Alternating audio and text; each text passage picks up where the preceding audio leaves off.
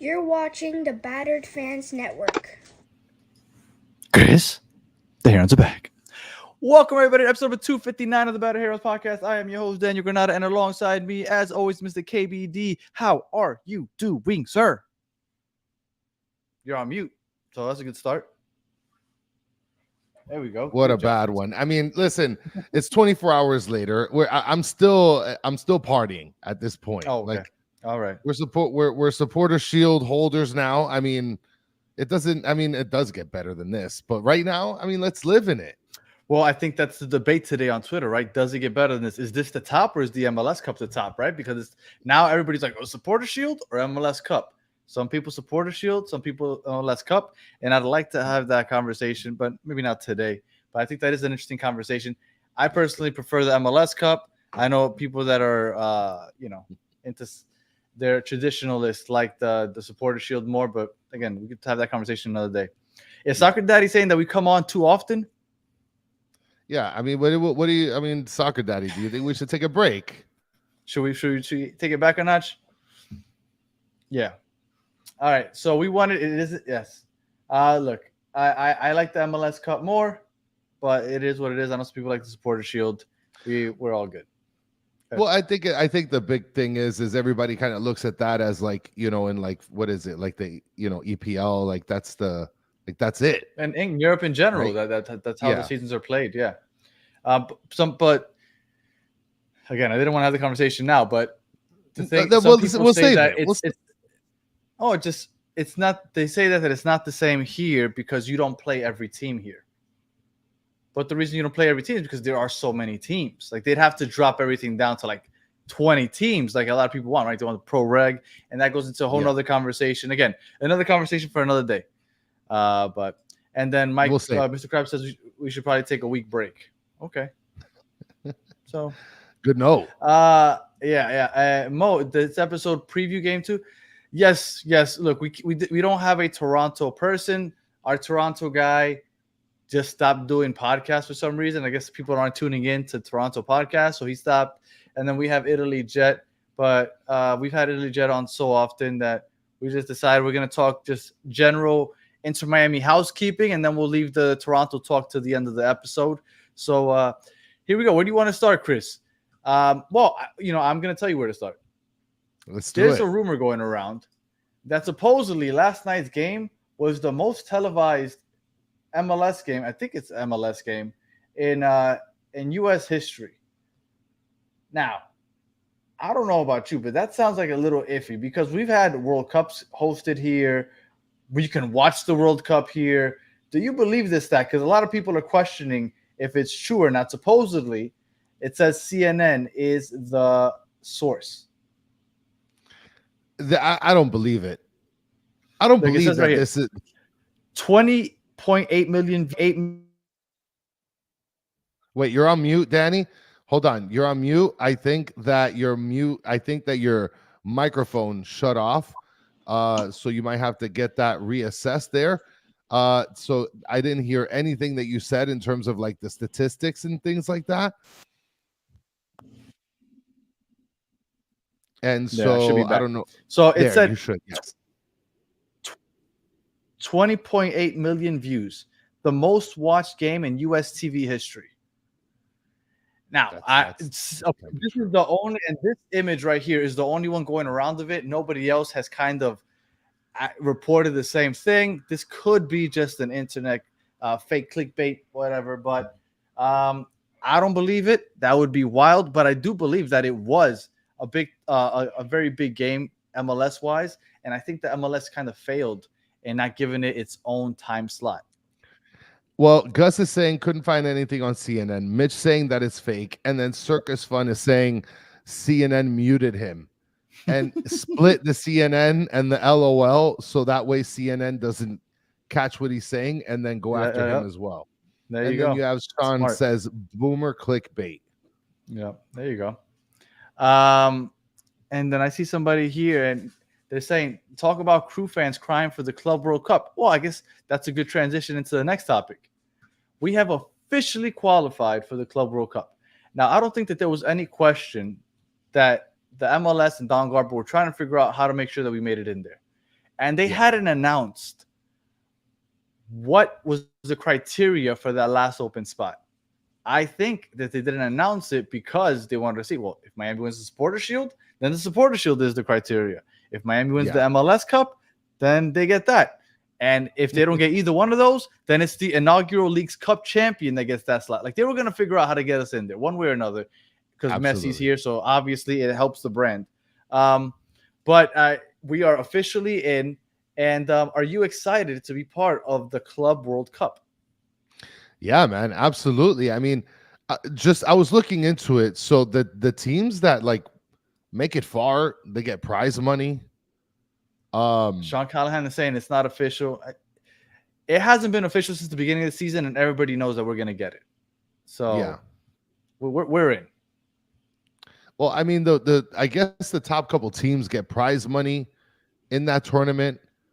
I mean, you're playing against. I mean, this is where Jorge and Jose Mas wanted to get to. No, this is it right here. So if that's the case, I mean, Jorge Mas and Jose Mas and David Beckham have done more than enough, I think, at this point to show, the freedom to dream, right? Everything that they had mentioned and talked about and sort of sold to the fan base and to all the players that they went and ended up recruiting. This is it. One of the things that I could tell you when I was looking at some of the celebration pictures is, dude, you could really see how happy a lot of these players are. And these are guys that have been around, the big four, to see how happy they were to celebrate this. And this is like a little measly MLS, like Captain America shield. Don't say measly. But right? I'm saying to them, right? To them and what they've experienced, this is not like the pinnacle. You get what I'm saying? Well, because I mean, outside of Suarez, they've all won World Cups, and that's as high as you can get. So, in comparison to what they've achieved in the past, I can see what you're saying. But the enjoyment that you can see in the pictures and in the interviews, it's really refreshing. It really is. It's nice to be able to see that they are not only taking it as seriously, but also enjoying it just as some of the other players are, if not more. So did you see that there were 2 Cincinnati supporters from their supporter group that went and hand delivered it to Columbus so that Inter Miami could celebrate with it? No, they did not. Because they don't give a shield. Like, Inter Miami doesn't get it this year and then keep it in their stadium forever. It gets passed around. So Cincinnati currently holds it. And I guess because Cincinnati and Columbus are in the same state, they driving distance, they took this, and 2 of the members from Cincinnati drove to Columbus to give it to Miami just in case they won, so that they could celebrate with it. They had to give it. It's back with Cincinnati, I believe, but they got to celebrate with it yesterday in the locker room because of those 2 guys. But you know how crazy that makes sense, because the name wasn't etched into the plate. The Croqueta plate does not have 2024 Inter Miami. It doesn't have it. But you know what it does have? What? It has 2001 Miami Fusion. It does. Yes, I saw that. That was beautiful. Mm-hmm. That was beautiful. Yeah, that was really nice. This isn't the first time Miami makes the plate. Shout out to the Miami Fusion. Shout out to all of you old heads that have been rocking with it. I mean, one goal right here. You didn't have to throw that second old. No, not the old. I'm not speaking in terms of age, but I'm speaking in terms of like fandom, right? I mean, One World, One Goal is saying, agree, Chris, good point. They were happy like it was their first hardware. Love you too. And Florida Man is right. I hadn't even considered that, but that is very petty of them. Since he was happy to give it to us in Columbus. That is very true. I hadn't even considered that. That's very spicy of them. Back to the FIFA World. Oh, go ahead. Yeah, no, I was just going to mention this last comment by One World, One Goal. Italia saying, oh, yes, thank you, 2001 Supporter Shield, the OG since 98. Super nice. We were talking about the FIFA Club World Cup. Chelsea's in it. Real Madrid is in it. Manchester City's in it. Bayern Munich is in it. PSG, Inter Milan, Porto, Benfica, Dortmund, Juventus, Atletico Madrid. You got Monterrey. You have Pachuca, Flamengo from Brazil. You have Palmeiras from Brazil. You have River Plate and Boca from Argentina. Like, these are the top clubs of the world. Like, obviously, Club World Heavy Cup, you figure hitters. that. Right. You figure that that's what it's going to be. But, like, when you start reading the names, you're like, God damn. Inter Miami playing against these teams.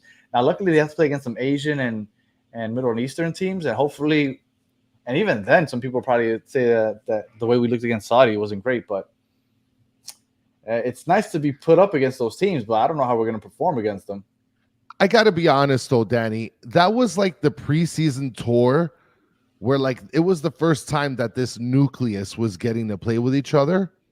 Mm-hmm. And the team, I mean, I don't remember the lineup too fondly during those teams, but I imagine that the roster back then looks very different than what it looks like now. Well, and that goes into my Messi argument, which, by the way, next week I'm going to make a case for Messi being the MVP, Italia. So you can disagree with me all you want. Tune in next week. I'm going to have a full episode just strictly making my case of why Messi should be the MVP. And Chris, that's part of my argument. So that's a teaser. That's part of my argument as to why Messi is the MVP of the season. And somebody asked if no Colombians team made the club. No Colombians team did make the Club World Cup. Wow, you had to do that, Mr. Krabs. I'm pretty sure you knew the answer to that, Mr. Krabs, and you had to ask that question. You knew the answer, Mr. Krabs. You knew it. How dare you? All right, so you're excited about this? My worry is getting our ass kicked. That's my worry. Like, if we make a good showing, I don't expect us to win it. But have a good showing, maybe win your group, maybe make it into a knockout, win a knockout game. Like, I think that it would be really cool. But I don't know how I feel about playing against teams like Man City, Real Madrid. Like, it's a little worrisome. Mr. Krabs saying the obvious. There's no Cuban teams in the CWC either. So obviously, so you're against the idea of if you make it to the party, then it's still not good enough. The real Keno says, Danny, would you be excited if Miami wins the CWC and have the CWC champions patch? 100%. Well, this is the thing, because it's a Club World Cup, right? But for example, let's say hypothetically, a Manchester City wins it. I think that at least Man City fans and probably the players and everybody still prefer to win a Champions League over the Club World Cup, just because the World Cup isn't necessarily prestigious as of right now, right? Like, they still think that winning Champions League is more difficult. But for a team like us, I think this would be the greatest achievement possible, because we shouldn't have any business winning this tournament. Like, for us right now, Champions Cup is the top of the food chain for us, but this would be like far and away. Like, Man City and Real Madrid and all those teams might look at this and they might celebrate it and then move on with their lives. Like, we win this, forget about it. Like, this is absolutely out of this world. So I think that, yes, I would definitely love that. But I think all the teams in the tournament aren't looking at it at the same as maybe the Inter Miamis of the world. But and before I keep going, Athar Akbar is saying no one cares about CWC in Europe. That's what I'm saying. Yeah. I mean, I look back at some of the winners. I mean, you have Man United, they've won. You have Barcelona. Barcelona's won it a couple times. Real Madrid, Bayern Munich. European teams Liverpool are constantly like included in these tournaments, and they win, but they move on. Like, what they care about is Champions League. Champions League, the UEFA Champions League is the top of the world when it comes to club football. And that just is what it is. Now, Inter Miami can't participate in that. So the top for us would be the Club World Cup. So any team that's outside of Europe, Club World Cup would be a big deal if they win. Well, maybe South America, Copa Libertadores is still better. But for European teams, no, Champions League is still top. So then, all right. So you don't want to see us get our asses kicked. No, but I don't. So you're saying making it to the party is not enough. You're saying we gotta have a couple dances at the party. Yeah, man. Look, you get grouped in like a group, right? You're in a group. Yeah. Some teams get out of the group. I haven't looked exactly in. It's not until 2025, so I haven't looked into the details quite yet. But I know that you're put in groups, and then a couple teams make it out of the group. I think a victory for us would be making it out of the group. I think winning a knockout game would be great, but it all depends on who you end up with and against in those groups and in the knockout stages. But if we have a decent showing, I think that's an accomplishment all on its own. Here's a question that I have. Do you think that maybe this journey will help us as an organization keep the current players that we have that matter, if not get other better players or good players on the cheap?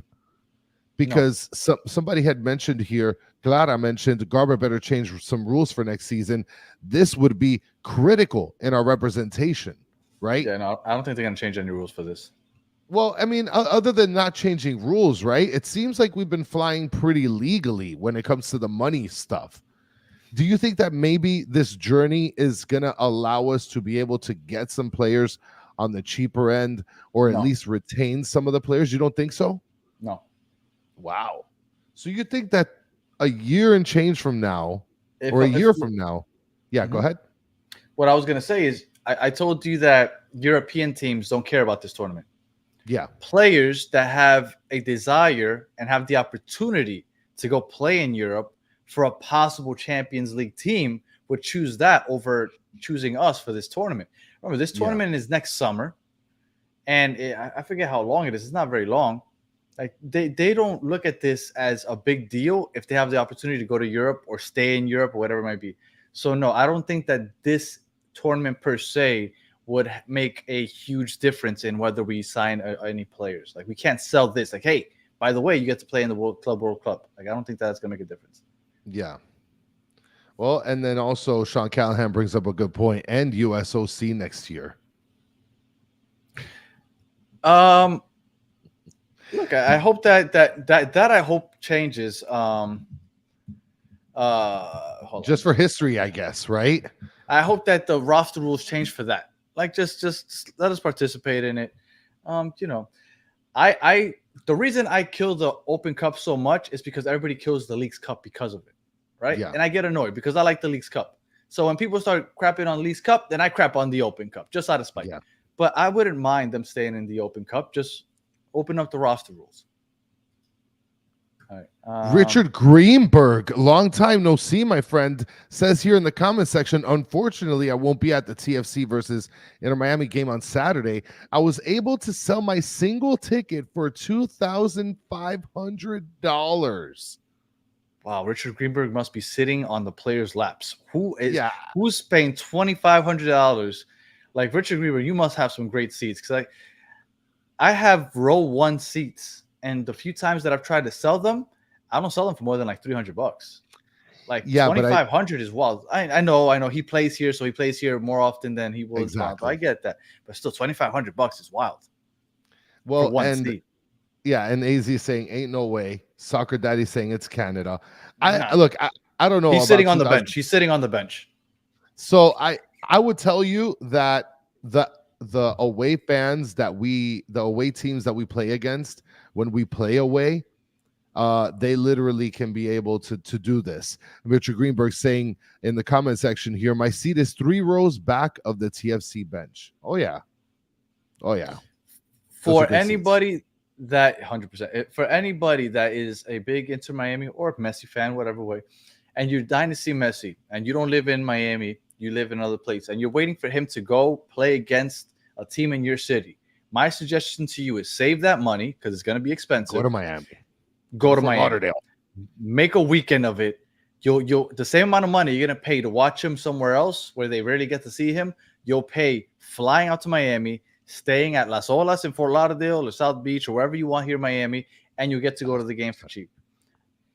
And you'll have a good experience, because if you're rooting for Miami and Messi at the same time, you'll be one of us. We'll have a great time, and you can come up, we'll have a beer together, and it'll be a good time. So my suggestion to you, do that instead of waiting for Miami to go to your city. I'll tell you, the guy that ended up, what was that guy that ended up like using a ton of shout out to Sandy G, hardcore Messi fan from San Fran. Bam, Uncle Man. Listen, the guy that was at that away game that put up the sign of how much money he wasted on that experience, dude. Vancouver game, I think it was. I believe so. It's Canada. You could have used a quarter of that money.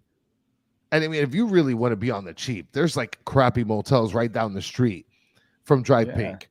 You could stay at And- some crappy hotel, fly into Fort Lauderdale on the cheap, get last minute tickets, promise you, to watch And- Inter Miami and And watch I Messi. promise you guys, you can get midfield seats, first 5 to 10 rows, for less than like $300-400.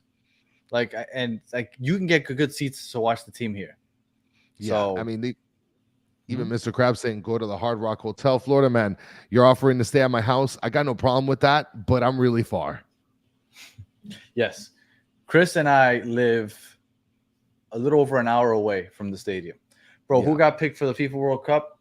Well, we're gonna get picked. It's not official yet, but we're gonna get picked. And I read out some of the names already.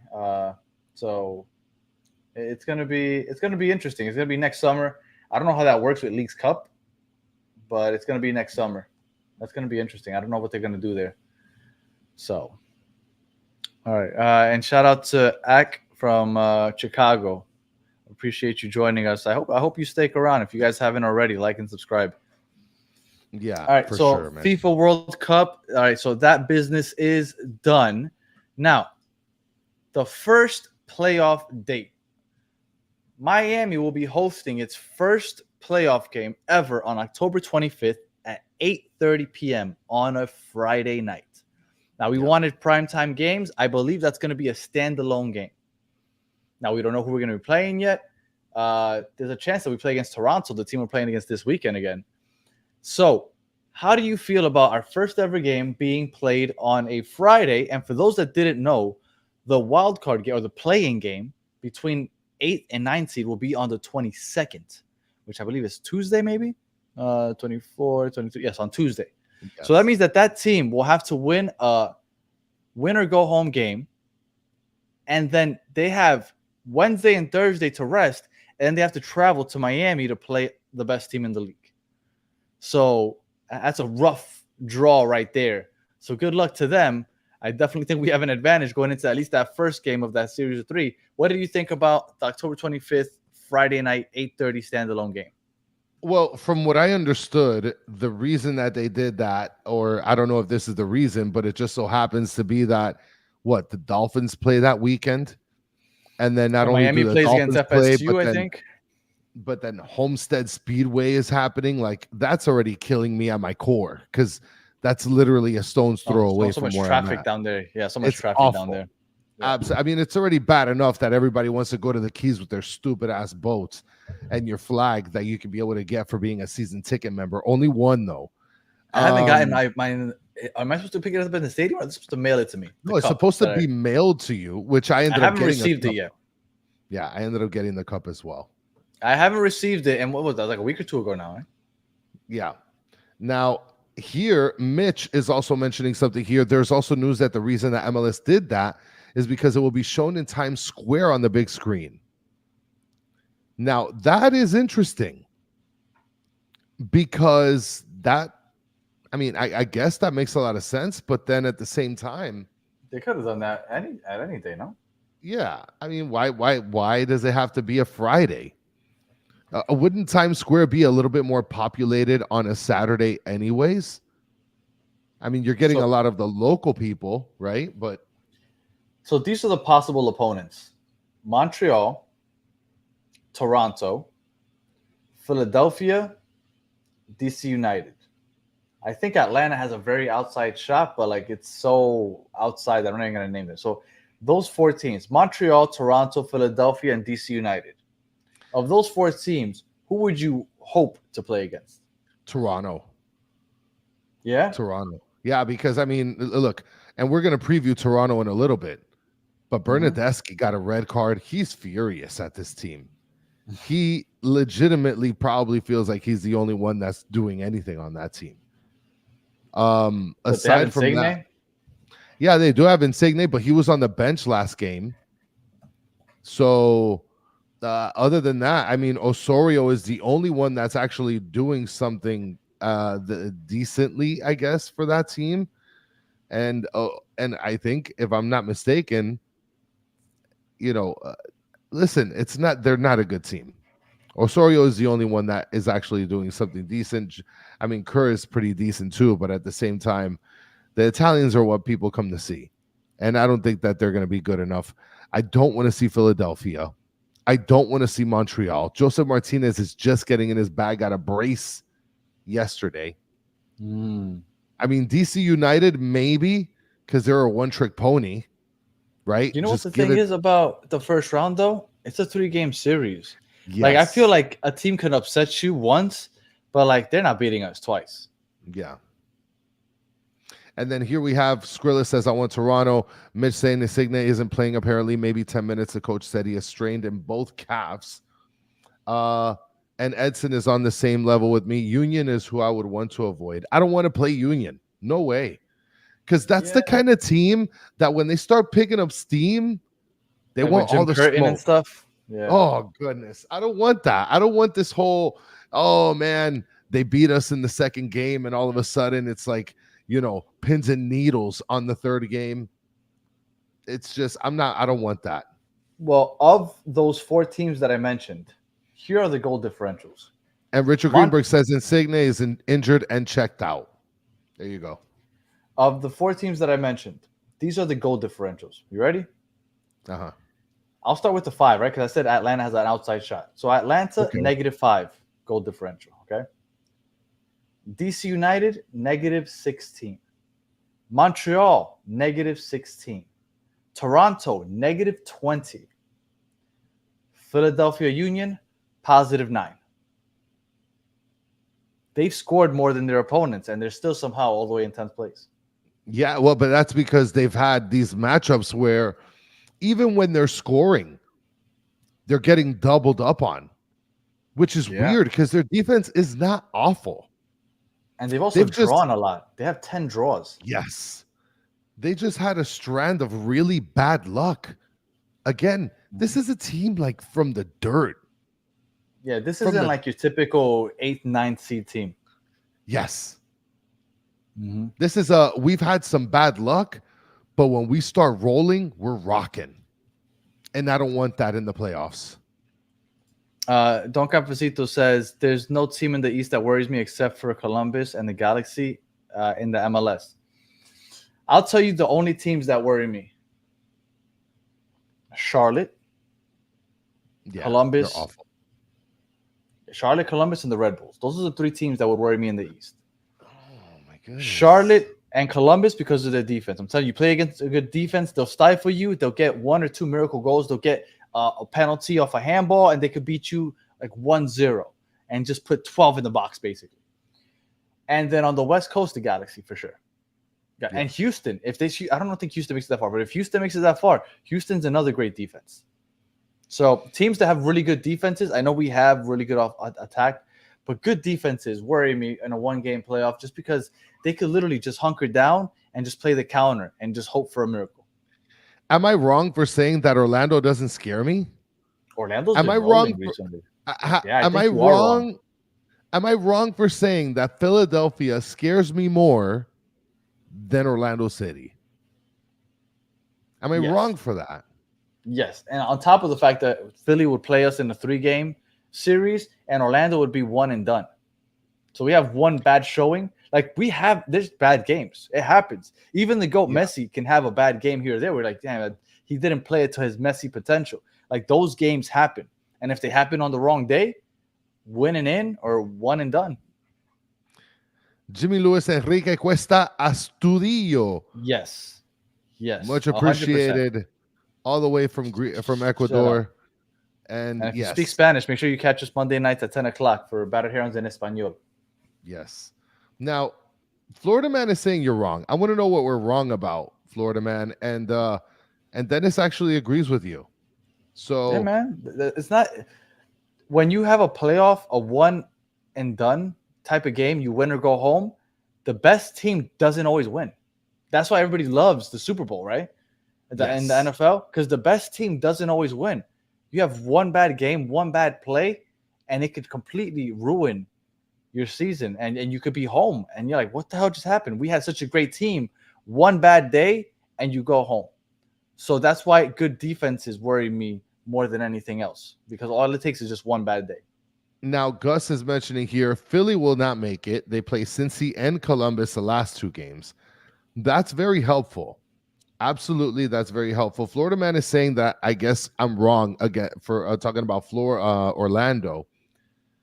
I don't know, man. I feel like Inter Miami. First of all, I think I'd rather see Orlando than Charlotte.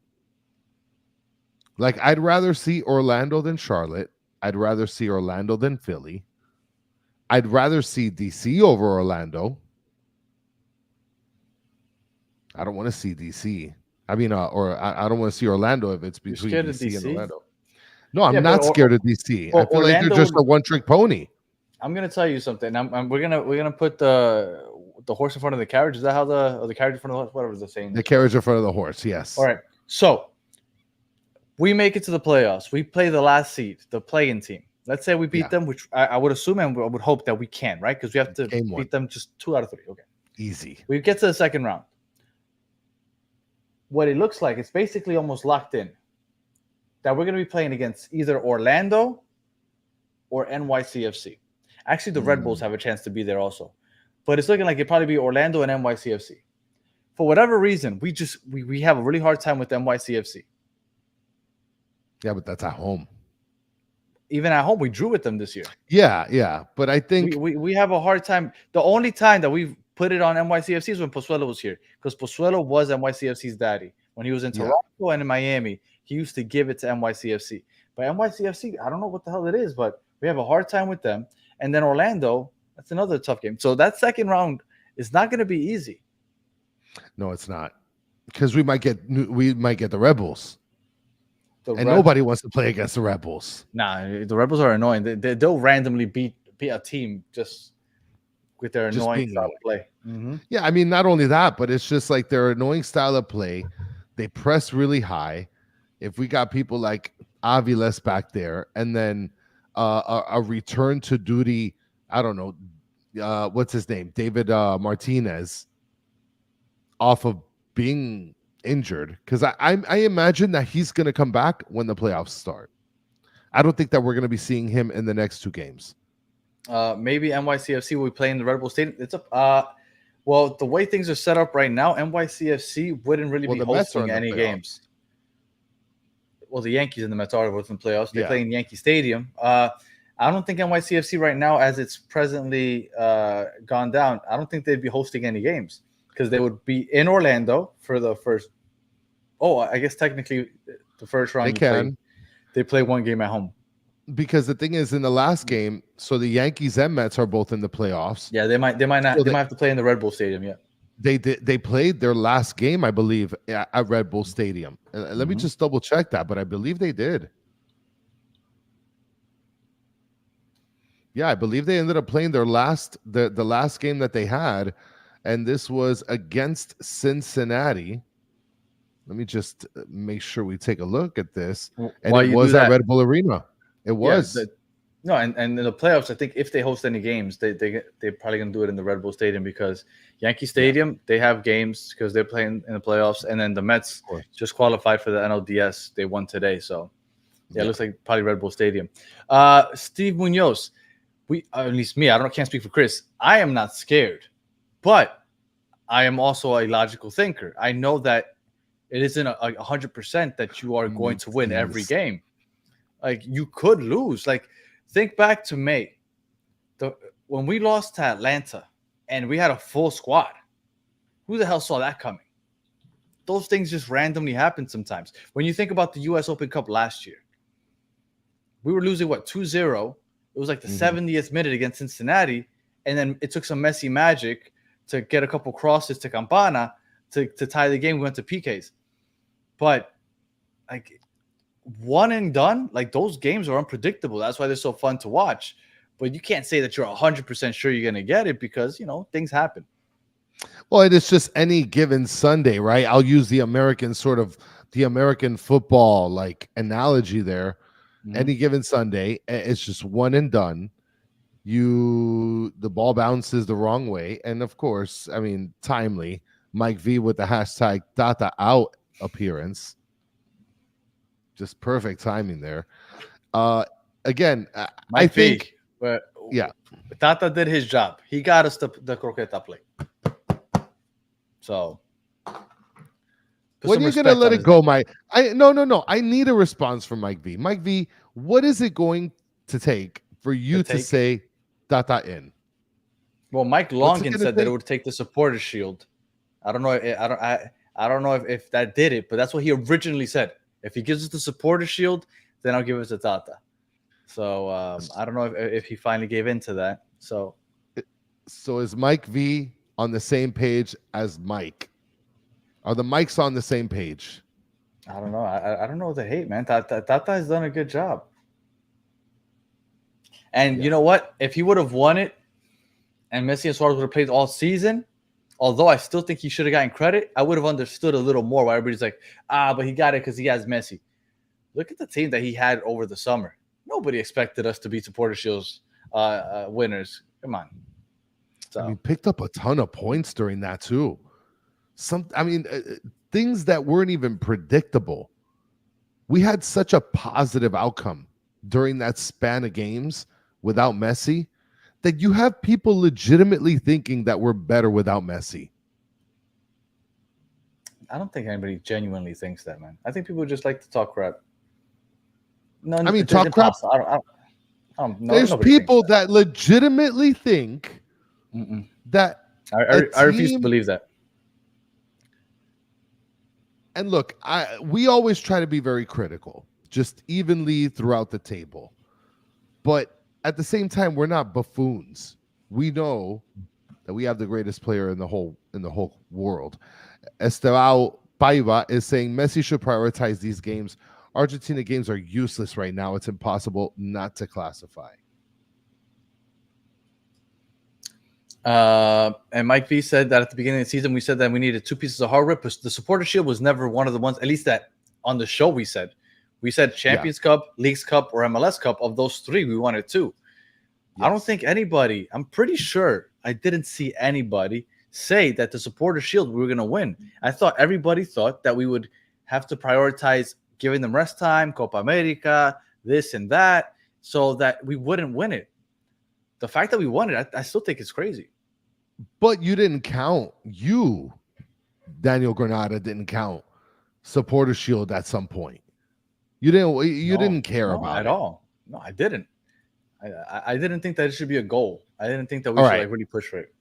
Mike V is trying to hold us accountable here. He says, we all said if we didn't get 2 pieces of hardware, it was a failure. Technically we still had. Yeah, we still could do it. We have 1.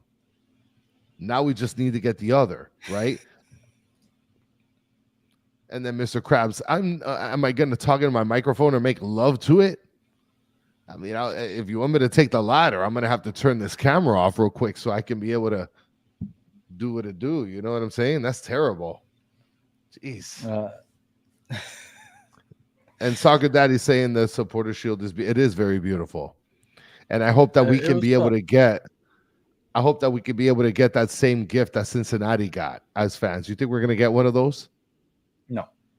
No, you don't think we're going to get like a little plastic supporter shield? No. It actually was made out of like silver for them. No, I don't think so. No, we're not getting any of that stuff. Did you see the picture of Messi holding it up? I put it on the thumbnail. The product placement, the fact that he's holding it up and he's got his Moss drink in his hand. Beautifully done by Messi there. I don't know how Under Armour feels since they're the official drink of MLS, but Messi does what he wants. You think they're going to tell Messi something? Nah. Come on. I'm still surprised that Moss isn't the official drink. Like they should have announced it. Or like, how long is? Let me see if I can find out how long that contract is with Under Armour, because I wouldn't be surprised if Moss becomes it. Now, I mean, I guess while you look that up, I guess we could jump over to the next topic. When it comes to the MVP race, right? Everybody was saying if Columbus were to have won yesterday and Cucho having a good performance, that supposedly the MVP race should be closed. It's all Cucho's, right? That wasn't the case. Inter Miami won. Lionel Messi scored 2 goals. So let's talk a little bit of MVP, right? Is Lionel Messi your MVP? Yes. Or are we kind of out of line for saying that a player that has missed a lot of games shouldn't qualify as an MVP? And I'll tell you, somebody had posted a really good question online. I believe I got to look back at it. I don't want to give it to the wrong person the credit. I don't know if it was Calypso or if it was Mike. I forgot who it was, but they asked the question: should the MVP be considered the most valuable player to the league or the most valuable player to the team? That was Calypso. Yeah, that was Calypso. So shout out to Calypso, Ventanita Podcast. I always considered an MVP award to be awarded to a player that is the most valuable player to a team. Now, this is very difficult because Messi is very valuable to an entire league, supersedes a team. But typically, I look at the MVP running as has to be for the most valuable player to that team, took that team from where it was at a terrible point and made them better. That to me is the MVP. To me, the MVP is the most valuable player on the one of the best teams. Yeah. Because without that player, that team wouldn't be where they're at. Yeah. That's how I've always thought of it. And with that said, like I said, next week I am going to make an episode literally where I make my case for Messi being the MVP. Because this whole half the season is, and by the way, if he plays the next 2 games, it's more than half the season. Because he's at the halfway point right now with 17 games. There's 34 games. He's already at the halfway point. Plays 2 more. That's more than half. And I don't think that Miami is where they are at right now without Messi. I want you to save it. I want you to save the bulk of your argument. I'm just letting you know that Miami doesn't win the Supporters Shield without Messi. So just want to put it out there, and I will explain it next week on that episode because there's no games next weekend because of the international break. So we're not going to have too much to talk about. So I'm literally going to come on here. We'll probably have a show, Supporters Shield versus MLS Cup, because I think that's an interesting topic. We could talk about that. And then we're going to have another show where I'm going to make my case for Messi. And after I make my case for Messi, I dare you to challenge me on that in the chat. Well, and Dennis Lopez is mentioning something very correct. That's the NBA argument. Look, I'm not a football connoisseur. I'm learning this sport as I go. So yes, I follow the NBA for many, many years. So yes, to me, that is the argument that I've always looked at in terms of the most valuable player and what they're important to. Good evening to Vice City team, Lucas. But it has to be a good team, right? Like, because if it's just for the team, Evander should win it. Okay, or but Cucho. then Could you imagine that Columbus offense without Cucho? Cucho literally makes that team go. But then now, see, that's the thing, right? Like when it comes to most valuable player, like to me, like I said, it's a player that has taken that team from like bottom to mid tier and has surpassed a lot of teams and has gotten up to like the 1 to 3 seed, right? That to me is the MVP with air quotes. Now, Cucho last year was with Columbus, right? I mean, he's with them this year. I mean, they haven't gotten better technically. They've maintained. You know what's another discussion I want to have, and we can have it right now if you want. I was going to have it on the Battered MLS Fan Show, but I'll bring it up right now. And by the way, I still think Messi deserves the MVP, and then they wouldn't have won the Supporters Shield without him. You know, back in August, I don't know if you remember, right after that Columbus won Leagues Cup, people were literally coming out and saying, "Is Columbus the greatest team in MLS history?" I was like, "What the fuck?" Because they won the Leagues Cup, yeah, and then and the MLS Cup earlier. Like, just because they won the 2 trophies, all of a sudden people are like, they won those 2 trophies. All of a sudden, the greatest team in MLS history. They were like dynasty. Like, what are you talking about? So now I bring you to October, and in 14 months, Miami has won the Leagues Cup just like Columbus.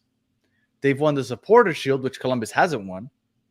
And we have a chance to win the MLS Cup. If we win the MLS Cup, can we come out like dumbasses like Columbus did and start claiming that we are the greatest team of all time? Because they did it. Yes. They did it prematurely. MLS Cup, League Cup, and they're like, oh, we're the greatest of all time. Dynasty, great. And some people were agreeing with them.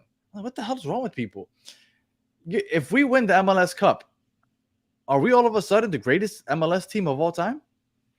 Well, I think that we'd have a pretty more solid platform to stand on with that. That'll be 3 trophies more than them. Yes.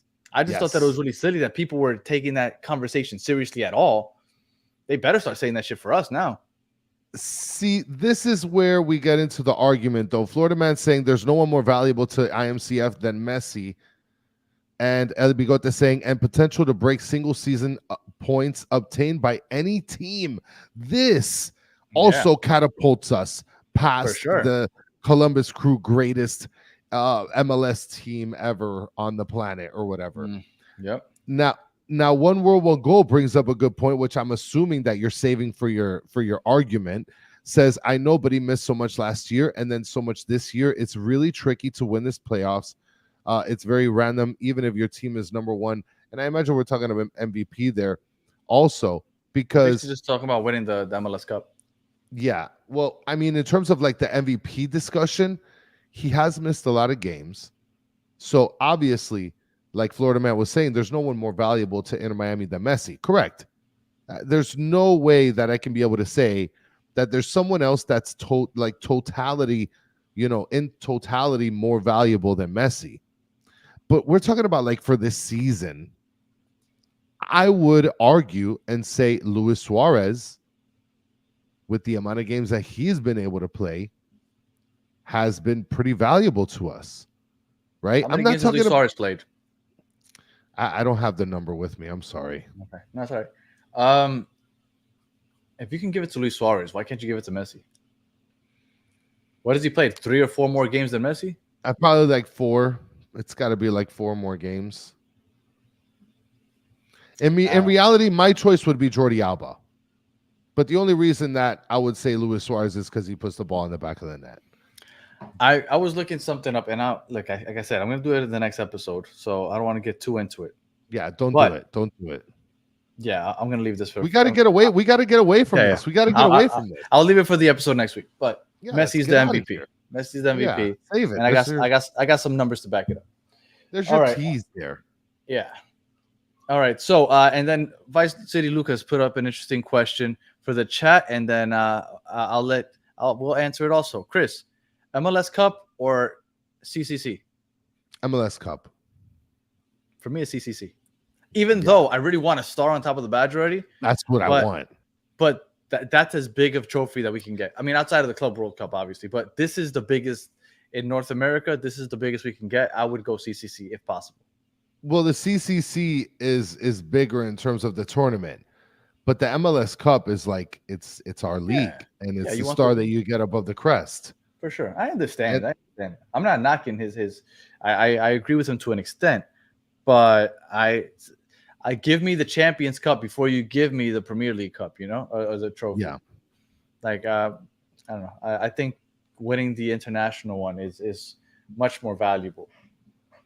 And I just want to mention one more thing before we get away from the MVP talk. Supercalifragilistic is saying Suarez only has 3 more games than Messi in MLS, but Messi was more decisive and clinical. Again, my argument. Thank you. I thought it was more than 3.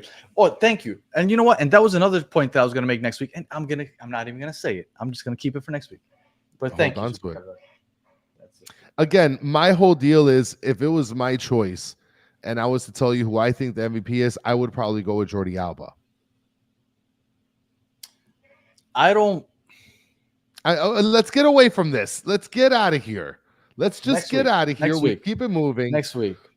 Yeah. Probably Wednesday. Maybe Wednesday next week. We'll figure out a day. But next week, we're going to have this conversation. We can do it Monday Yeah, also. We'll figure it out. because I think Monday would be nice because this is hot. This is Yeah. hot. This MVP talk is hot, and you got some ants in your pants as far as when to vomit everything out. So Yeah. the other question is, do you think Messi's going to play these last two games? Yes. Yeah. Yes, I do. I hope he doesn't start. I hope he comes on in the second half for both games. I think he breaks the our club history most goals scored before the season's over, because all he needs is one to tie, two to break it. I think he'll get one each game because Messi's just that good. All he needs is 30 minutes to get one. Yeah. Yes, I think he plays. I don't think he starts. I would hope he doesn't start. I just want him to keep playing. I want him to keep playing, keep building that chemistry with his teammates. He hasn't played a lot with, I don't know, let's say a Bright behind him or Miguel Rojas. Like, they haven't played a lot of games together. So I wouldn't mind them to continue playing, even if it's just 30 minutes to last two games. But I don't want him to start. Don't run out there the full 90. Just give him the 30, 40 minutes and the last two games. I do think that he will play. Well, I see here he will play the whole game. Gus says that. AK Akuye says 45 minutes. Miami King says 45 minutes each. I do also think that they should come off the bench. I feel like against Toronto, they should get 30 to 40 max. And then against New England, I feel like the same thing, like 30, 40 max. Even though I feel like they're going to be winning more games. I mean, playing more time for these games. But I think that keeping them a half the game, if not a little bit less, just to reserve them, I think that would be the best idea. My bad. As you can see, I'm in baseball mode. The playoffs have officially started. Miguel Rojas, my fault. No, Matias Rojas. My apologies. Yes. I am in full baseball mode. For me, the playoffs start this weekend. And speaking of Rojas, Soccer Daddy says Rojas and Messi needs games together. Absolutely. Yeah. But like I said, I wouldn't put him out 90. Like, could you imagine the way that we saw yesterday? The way Boosie hit Farsi with the studs, and then what's the guy's name that hit Redondo with the studs? Like, could you imagine somebody tackling Messi like that one of these last two games that are basically pointless at this point? Now, I do think that he will play the second half because I think that they understand the history, and I think that they want to break that record. I think that they do too. And I love the fact here Fool's Paradise Farm says, I love the whole team and have enjoyed getting to know the individual players of Inter Miami and all the teams. I think it's really cool, man. Fool's Paradise, you are essentially a person that the MLS is trying to win over through Messi. And I think that it's awesome that you're getting into the MLS. Thank you for that. Much appreciated. And I love that we as a league and as a team are starting to earn fans in that fashion. You mentioned something about Busquets, and look at what Cop Gonzo says. Hot take: CB Busquets is absolute garbage player.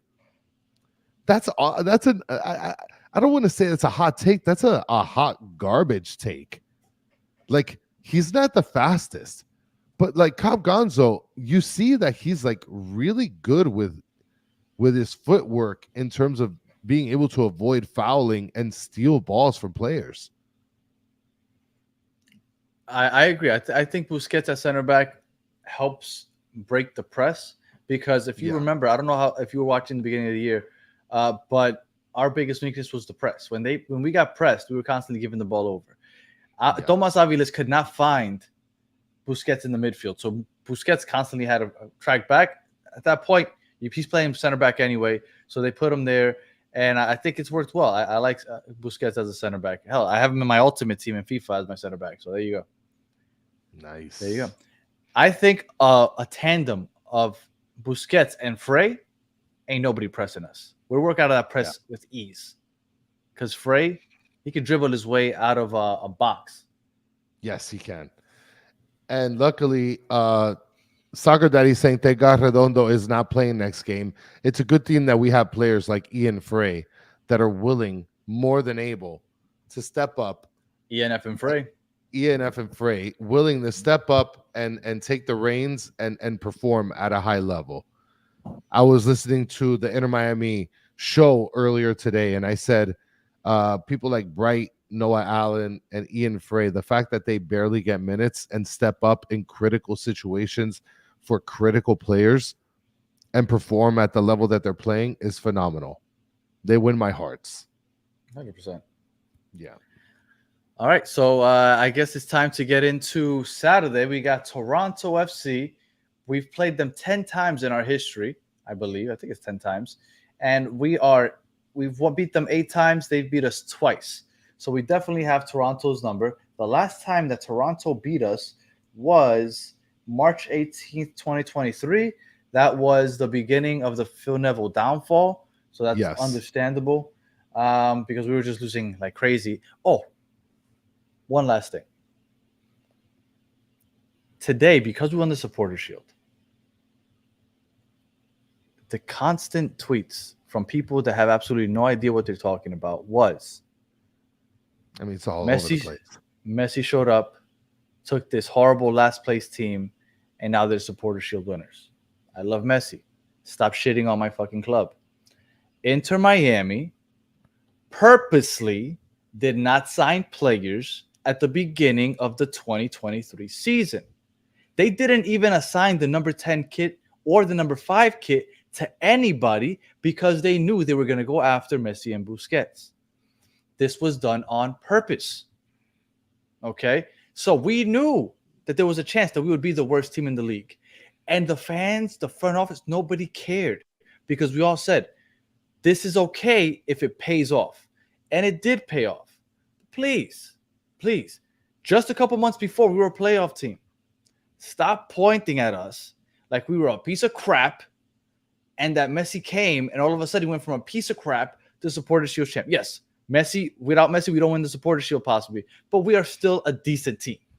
We are not the bottom of the bucket, okay? You didn't go ahead and take us from poverty and take us to where we are. Yes, maybe we weren't the best, but we chose to not be a contending team because we needed the money to get Messi and friends, which I'm happy about.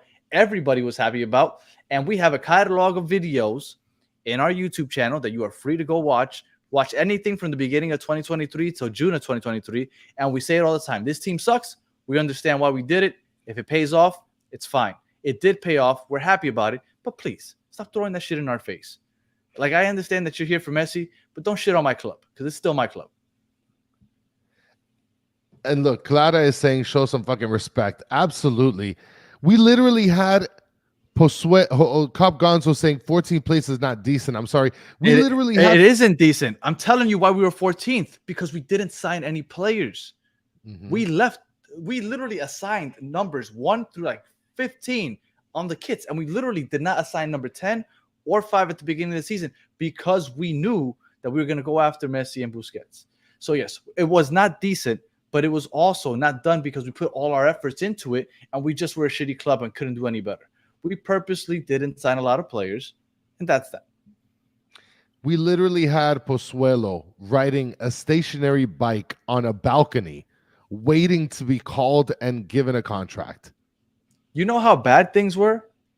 For those of you, and I want to go back to listen to those videos just to laugh at how bad things were. Yeah. Things were so bad that at one point, we had a bus that was going to drive to FIU and play in a college football stadium.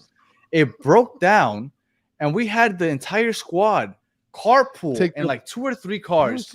And they were to go ahead driving in Honda Civics down the fucking turnpike down to FIU Stadium.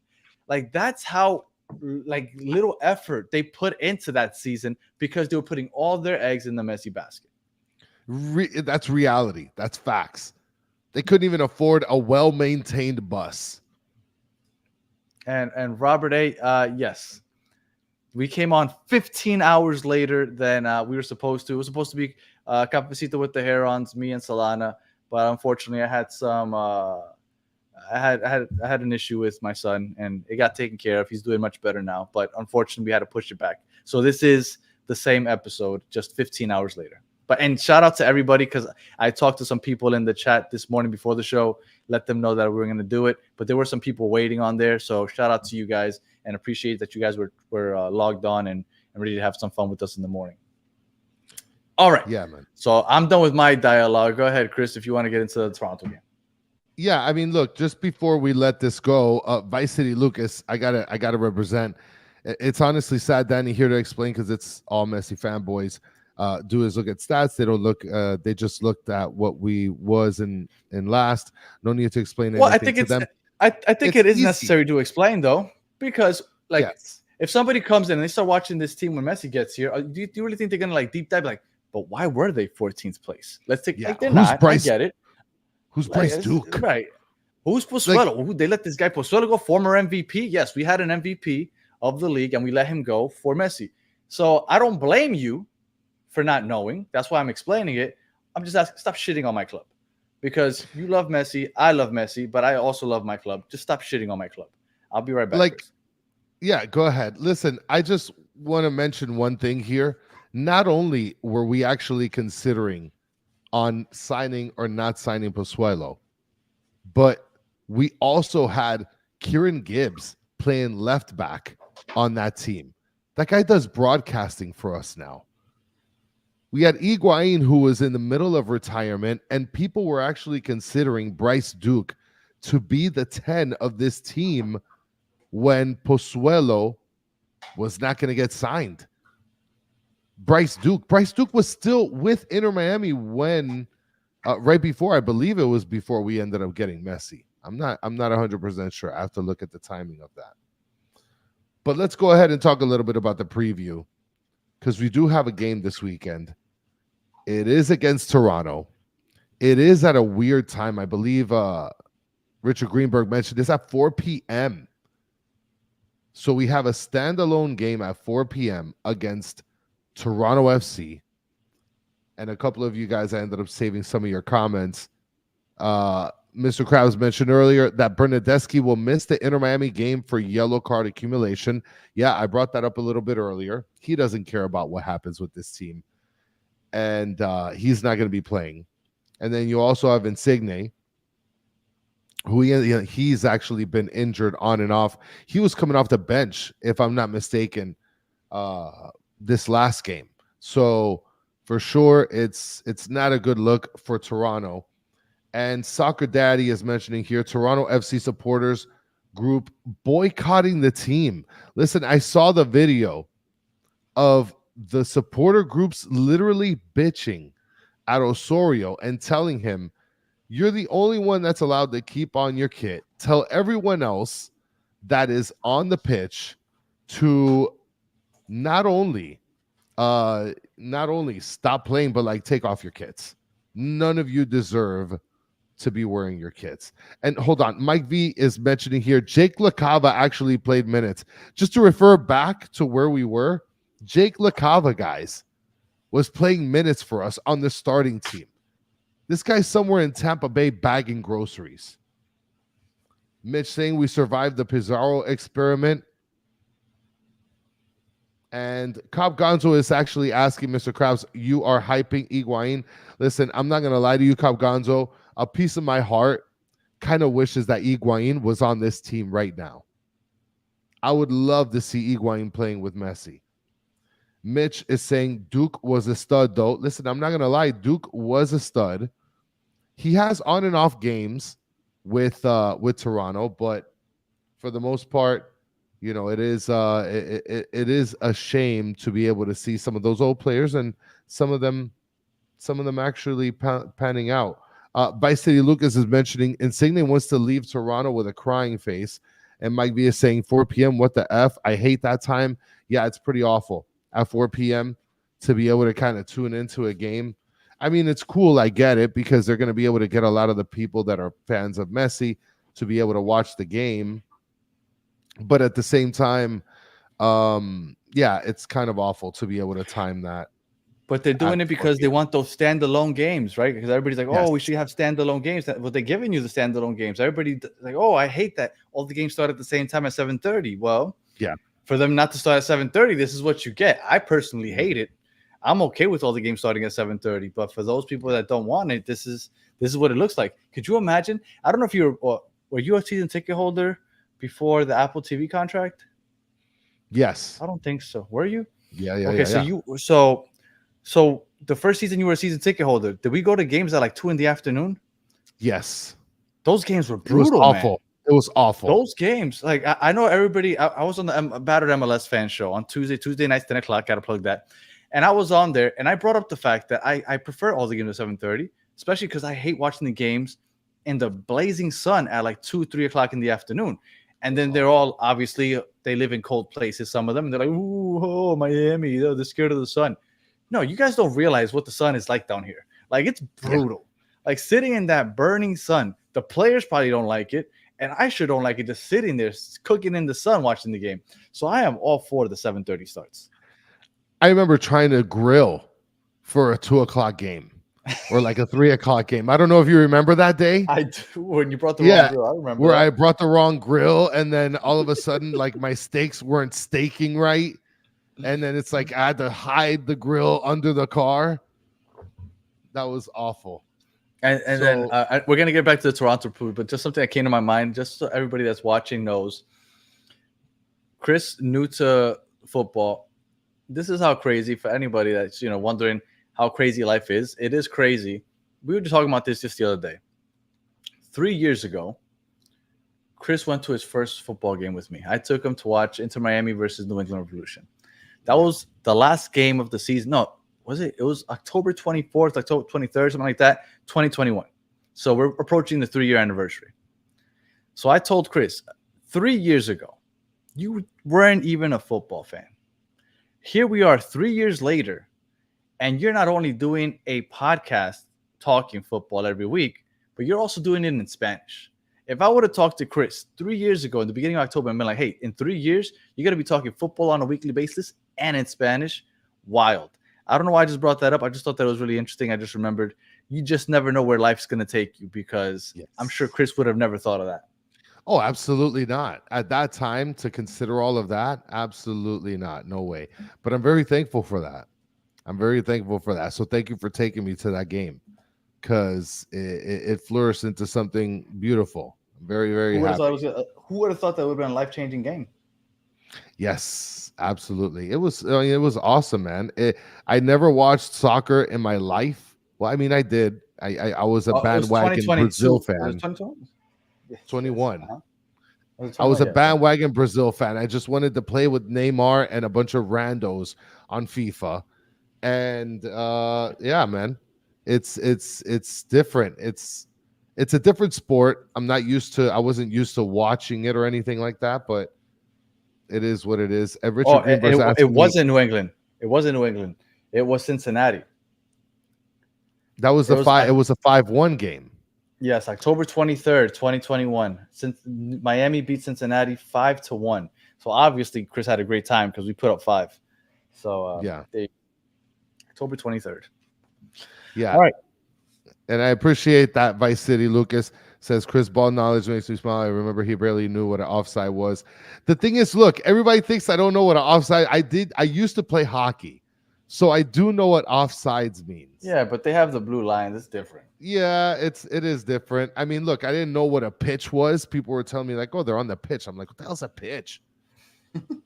And then Mr. Krabs, I had a big beard back then. Yes, I never liked the big beard. I only did it because Danny and his co-host for the Dolphins podcast and the Jets podcast, they were doing like a no shave November deal. So I tried to join, and I just don't like having like such a crazy facial hair situation. Doesn't like having that manly look. I like a clean look. I line my beard up and everything. Like, get out of here. All right, so let's get into back to the football talk. Yeah, so with the Toronto, again, I feel like with everything that's going on with Toronto, I mean, look, Mr. Krabs mentions it. Bernadeschi's out. Insigne, half out. You have Toronto FC supporters that are literally bludgeoning their players on the pitch. Okay, hate them all except Osorio. And Osorio can only do so much. He's not the 10. He's just a 10. And I mean, look. Oh, you said Bernadeschi's out, right? and Bernadeschi is out because he got a red card last game. So, yeah, it's gonna be a fun time. It's gonna be a fun time. Toronto over the last. Let me see. I'm trying to go back to see what was the last time. Okay, since July 17th, they've won 2 regular season games. Yeah. It's not a good team. How the hell are they still in the playoff hunt? I don't know, because they're not even drawing. They're losing. Oh, they drew against Chicago. So Toronto is not a good playoff. They're not a good team. They the only teams that have scored less than them in the Eastern Conference is Nashville, which has no offense, and New England, which is just horrible. Yeah. Defensively, they aren't good either. The only teams that have given up more goals, actually, the East Coast doesn't have very good defenses. DC United, Montreal, and New England are the only East Coast teams that have allowed more goals. The goal differential is -20. It's just a bad team overall, and we might see them in the first round next week. Yes, and that's honestly what I'm hoping for, is that we can dominate them this week, and then we could still see them in the first string of the playoffs. So now, when you think of yellow cards, do you think Miami would be leading the league in yellow cards? With our hotheads? Yeah, well, I would think so. But I would imagine that Toronto's up there too. Toronto leads the league in yellow cards. Yeah, they're absolutely angry all over the place. That team is a dumpster fire. And they are in second place in red cards. And you know what the funny thing is that you would think that when Coach Bradley and his son Bradley are not on the team anymore, that this team would be better. And I feel like that's not the case. They've taken the 5th least amount of shots, so they don't get many shots. Let's see, shots on goal. Same 5th worst in shots on goal. So I'm trying to see where we could possibly be worried. No, man. This is a bad team. Well, you should be able to handle them pretty well. Well, let me just make a couple great points by the people in the chat. Mitch says Toto leads the planet in yellow cards. He does. Arguable, but I think you're on point. Toto coming back. This is by Mike V. Coming back now. We get him back for 2 games. Accurate. Next game, he's getting a yellow card. Game after that, getting a yellow card. Hopefully that doesn't inflict us in the playoffs. And Dennis Lopez with a nice comment here. Toto has more than full teams have. He does. Yeah, he does. He's absolutely awful. Are you talking about red cards or yellow cards? Yellow cards. Oh, no. Yellow cards, I don't think so. Well, I mean, red cards. You think he has more red cards than other teams? Than full teams? There's some teams that don't have any. Very disciplined. I mean, Dallas doesn't have any red cards. Chicago has 1. St. Louis has 1. Philadelphia has 1. Houston has 1. Now, the team with the least amount of yellow cards is 39. So, all right. So, okay. all right. So, not too much to talk about Toronto. I guess the biggest question is, will Messi play? I think he does. Do you think he plays? Yeah, I think he plays. Okay, we both agree. I think we both think he plays. We both think that they. I think that they win both the games remaining. I know we're going to talk about New England next week. We already have a New England guest set up to help preview that game and the shit show that it's been over there. My wife thought it was very weird. Also, it's funny because I think I've told you guys. My wife, she's the one that runs the store. And batterfans.com, by the way.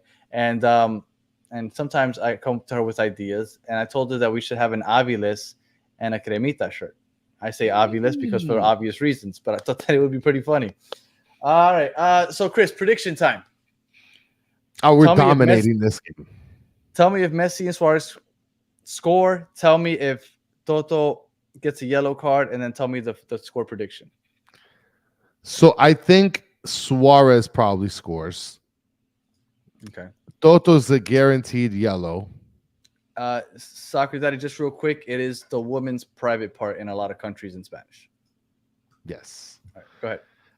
So Suarez scores a goal. I don't know about Messi, but I know that Suarez will score a goal. Toto's guaranteed guaranteed yellow card, and the score I think it's gonna be 4-1. Richard Greenberg saying 4-0 for Miami, and then Mr. Krause saying 3-1. Skrilla 3-1. AZ Rebellion saying 3-1. Estevao saying 2-1. I mean, let's see. The last time they played against some good teams, the Red Bulls beat them 4-1. Columbus beat them 2-0. Let's see what other good team they played against. We beat them 4-3 in Leagues Cup. Yeah. Well, Mitch thinks that it's going to be 3-0. Finally, a clean sheet from Drake. And then Soccer Daddy says 3-1.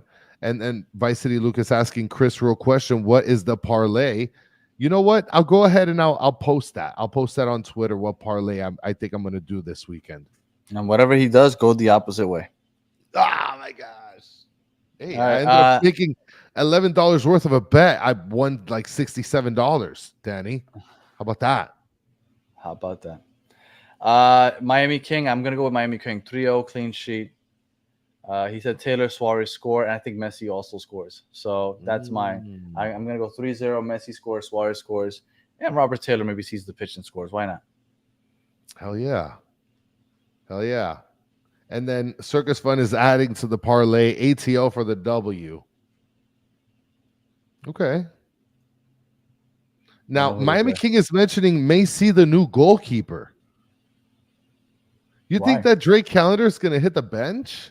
No, I've never understood why people say that you should need to rest the goalkeeper. They're not necessarily like extenuating a lot of force. This is what I want to see. Mitch is saying, give me the Toto Frey center back pair, please. This is something I've been asking for months. We might get it just because Redondo's out, so they might push Busquets back into the midfield. Yeah. So we'll see. That's something I've been asking for. All right. Any final words, Chris? Nah, man. We're supporter shield holders. Yes, sir. We got two sloppy teams to play until we get to the playoffs. Literally two dumpster fires. Can you believe that? Finishing the year. Oh, is Cello out on Saturday? Cello is out with yellow card accumulation. Oh, so Frey's going to play right back. Yeah. Okay. Cello and Redondo. Oh, look, Mitch is bringing it up. Yes. So the back line is going to be Allen. No, I think it's going to be Jordi Alba, Aviles, Busquets, and Frey. Unless they go 5 in the back again. Yeah, or they do Noah Allen, and then they keep Busquets filling in for Redondo. So, yeah. All right. Any final words, Chris? No, that's it, man. We're going to play two dumpster fires coming up. It's going to be a blast. Make sure you guys don't forget 4 p.m. is going to be the game. We'll probably be on sometime around 6-ish. 6? Yeah, 6. Yeah. All right, and that's it. So for those of you listening on audio, we appreciate you listening all the way to the end. Please leave us 5 stars, comment, review, all that other good stuff. If you're watching on YouTube, thank you for watching all the way to the end. Please like, subscribe, share, tell your friends to check us out. And for those of you in the chat, if you haven't already, please hit that like button, hit the subscribe button if you aren't subscribed. And as always, you guys are the best part of the show. We appreciate you guys hanging out with us for the last hour and 20 minutes or so. And we'll be back for the post game on Saturday. So until the next one, have a good one.